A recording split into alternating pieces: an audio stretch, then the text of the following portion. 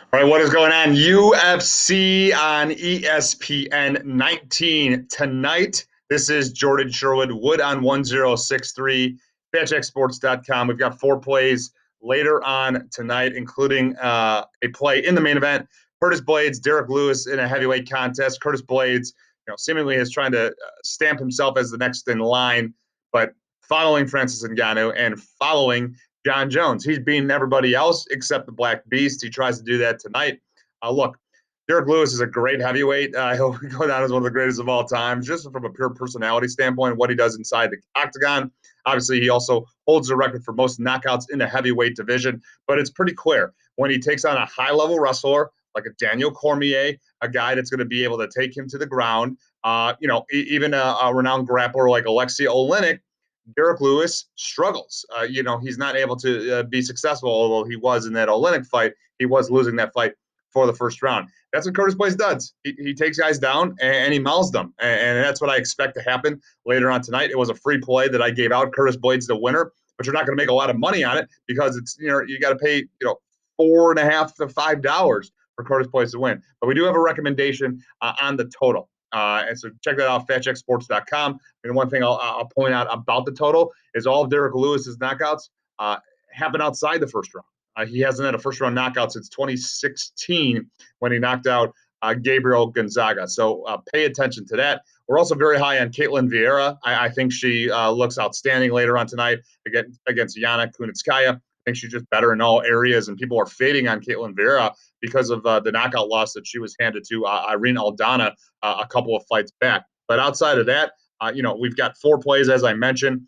You certainly do take a look at the heavyweights. We don't have a play in either fight, the Alexei Oleinik, Chris Daukaus, and the Andrei Arlovski, Tom Aspinall fights. But here's what I'll say. Alexei Oleinik could win this fight. Alexei Oleinik certainly has the grappling prowess, as I alluded to earlier on, talking about Derrick Lewis, to take Chris Daukaus to the ground. The issue is that he's nearly fought for 70 years. He's got like 100 fights, and his chin is basically shot. So if Chris Daukaus, the Philadelphia police officer, lands one shot, it's going to be lights out for Alexei Oleinik. He's going to have to survive the first round, utilize his grappling prowess, and get an Ezekiel choke or, one of his anaconda choke or anything he can do to get Chris Daukaus out of there because, we really haven't seen Chris Daukaus on the ground and don't know. He's definitely not going to be at the level of Alexei Oleinik. And the other interesting one is Andrei Arlovski. This is like I've been saying it all week. Version 3.0 of Andrei Arlovski. I mean, the dude's won two in a row, three of his last four. He took out a big-time prospect in Tanner Boser his last time out. He gets another one in Tom Aspinall, a guy that the UFC has been high on for quite some time, a hard-hitting heavyweight out of the UK. He's 2-0 in the UFC. Does Arlovski dance around, use his footwork, and now non-suspect chin to get by Tom Aspinall and outpoint him?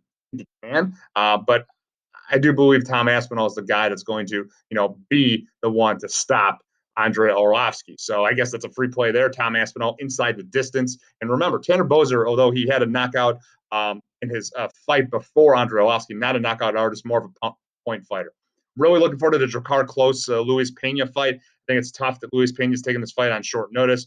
Drakkar Klose should win that fight. And I talked about this on Josh Cohen and the home team. Jared Gordon, plus 125, plus 130. Free play, I'll take it. Don't know much, not a lot out there on Danny Chavez, but I'll say this: Jared Gordon is a tough fighter. He showed some brilliance his last time out in a victory over Chris Fishgold, and I expect the same, especially at a catchweight fight at 150. But as I mentioned, four fights selected. FatJackSports.com. We've won 3 weeks in a row. Before, you can follow me on Twitter, Wood on 1063, and of course, enjoy the fights.